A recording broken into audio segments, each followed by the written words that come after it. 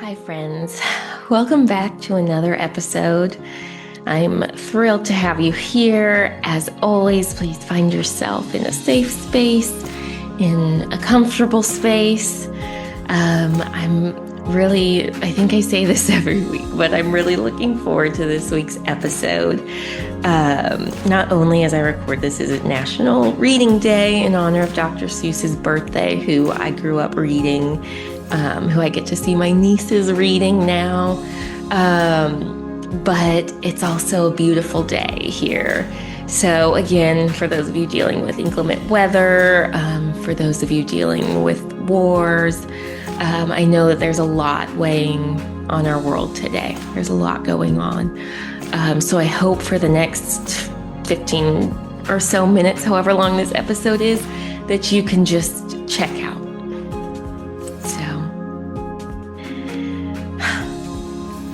This isn't just about reading.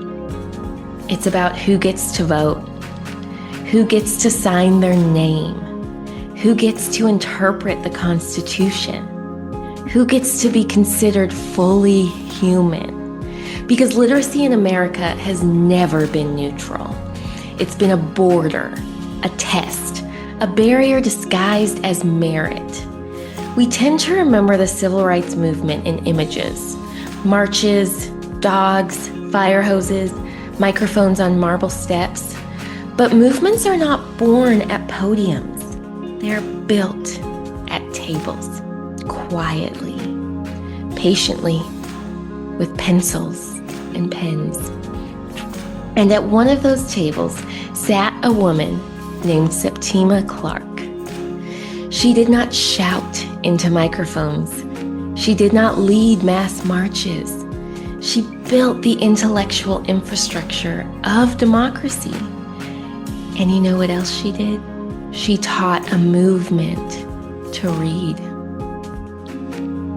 Born in 1898 in Charleston, South Carolina, Septima Poinsett Clark entered a world where the promises of Reconstruction had already been stripped away.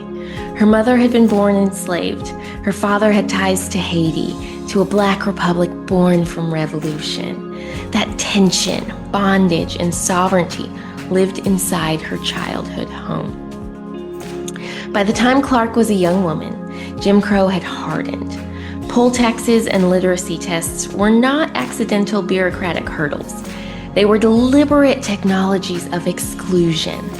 Literacy tests were rarely about literacy. They were about humiliation.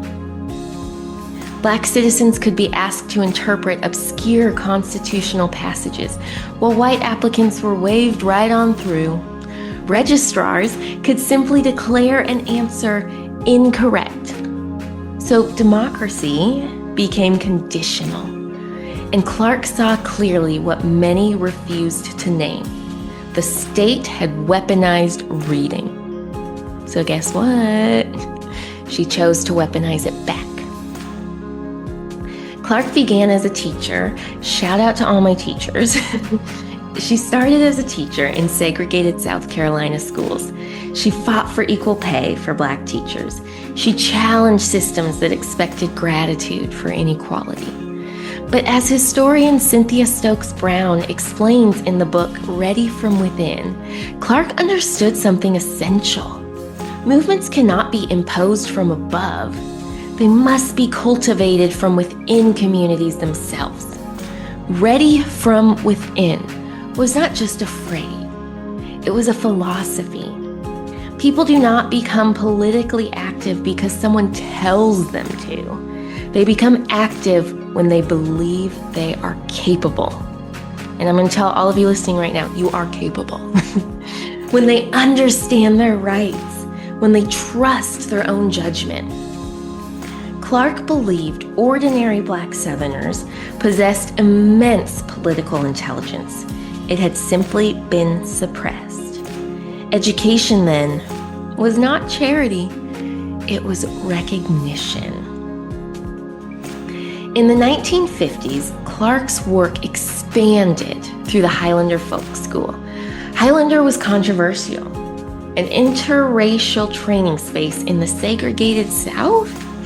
but it became a laboratory for democratic possibility. There, Clark helped build Citizenship Schools. The goal was practical: teach adults to read and write well enough to pass voter registrations, no questions asked. But what happened inside those rooms was transformative. Students practiced signing their names. They read newspapers aloud. They discussed local governance. They examined the Constitution not as an abstract relic, but as a living, breathing document that had denied them, but yet it belonged to them. Catherine Mellon Sharon, in her book, Freedom's Teacher, emphasizes that Clark saw education not as separate from activism, but as its foundation.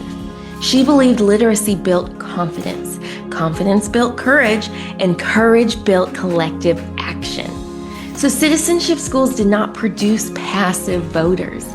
They produced leaders. And many participants went on to organize in their own communities. They taught others. They multiplied the work. So Clark taught them. They taught others. Those people taught others. It was this beautiful chain reaction. So Clark was not creating followers. She was creating teachers. So I want to pose a question, and I want us to sit with it for a second. Who gets to interpret the Constitution? Because on paper, we can assume that interpretation belongs to judges and lawmakers, right?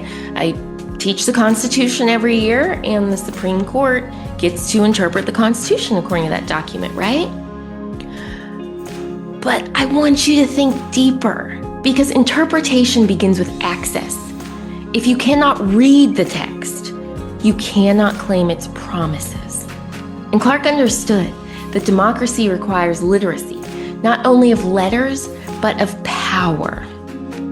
So when adults wrote their names for the first time, it was not merely technical skill, it was symbolic reclamation. Signing one's name meant claiming authorship over one's civic existence. Writing one's name for the first time was reclamation. The citizenship schools reframed literacy as dignity, and dignity is destabilizing to oppressive regimes. Let me read that again. Dignity is destabilizing to oppressive regimes. So I'm going to tell you right now, you never let anyone take away your dignity, because that's how they keep control. So Clark eventually worked alongside leaders in the Southern Christian Leadership Conference, otherwise known as SCLC. She trained organizers. She structured programs. She built systems. But as both Brown and Sharon noticed, she often faced resistance from male leadership who underestimated her authority. And this pattern is painfully familiar in not only women's history, but Black women's history. Women construct the infrastructure, but men are remembered for the speeches. And Clark was oftentimes called the mother of the movement, and it sounds affectionate, reverent. But like Miss Rosa Parks, it softens her radicalism. She was not simply nurturing.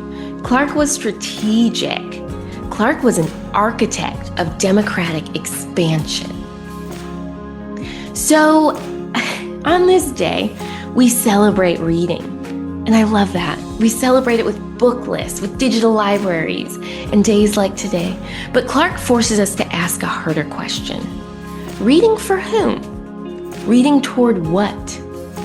Literacy, in her hands, was a political act. So as a teacher, I cannot help but feel the weight of that lineage. When I ask students to analyze a primary source, I am participating in a tradition that Clark helped legitimize. The belief that ordinary people can interpret history, law, and power for themselves. You, listening right now, you can interpret history, law, and reclaim power for yourself. So Clark trusted her students, and that trust changed the world. By the early 1960s, citizenship schools had spread widely. Hundreds of teachers trained, tens of thousands of new voters registered. This groundwork helped make the Voting Rights Act of 1965 possible.